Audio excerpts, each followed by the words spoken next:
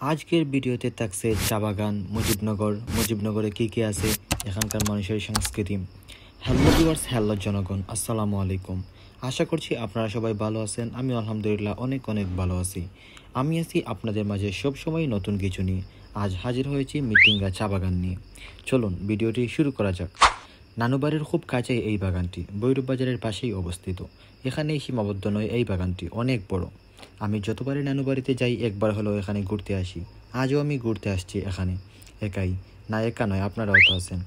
রাস্তাটি খুব সুন্দর, বাইক বা প্রাইভেট কার নিয়ে গেলে তো কথাই নেই।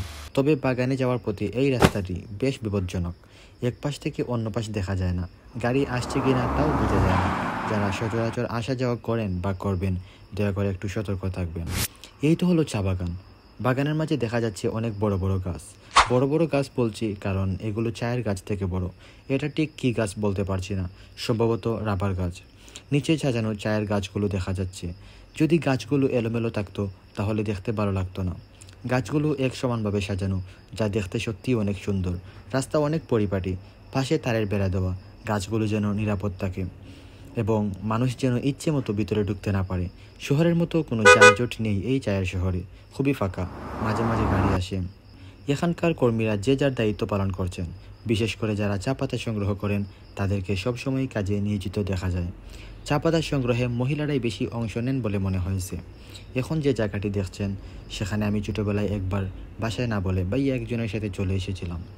বাসায় পৌঁছাতে দেরি হয়েছে, কিন্তু খবর পৌঁছাতে দেরি হয়নি, বাকিটা ইতিহাস। এই জায়গার কথা এখনও মনে পড়ে। আর উপরে দেখতে পাচ্ছেন কিছু একটা আছে বলে মনে হয়, সেখানে চা পাতার ফ্যাক্টরি। সামনে দেখতে পাচ্ছেন একটি নির্দিষ্ট এরিয়া, যেখানে গাছের চারা উৎপাদন করা হয়।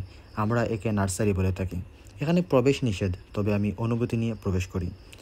একটি কুঁড়েঘর দেখা যাচ্ছে। এখানে একজন বয়স্ক মানুষ থাকেন, তিনি এখানকার তদারকি করেন।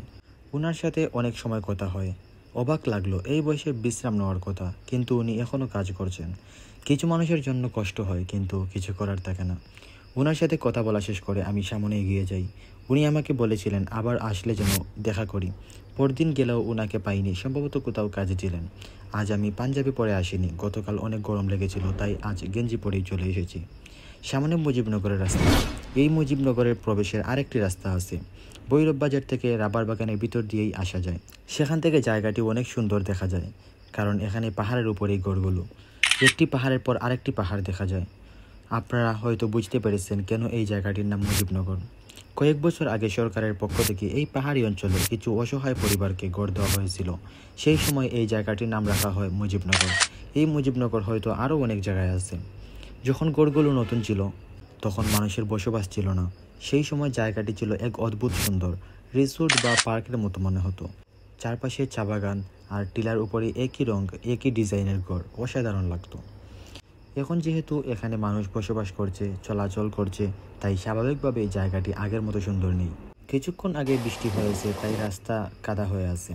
এখানকার মানুষজন পারিশ্রমিক, সারাদিন কাজ করে দিনের খাবার জোগাড় করে।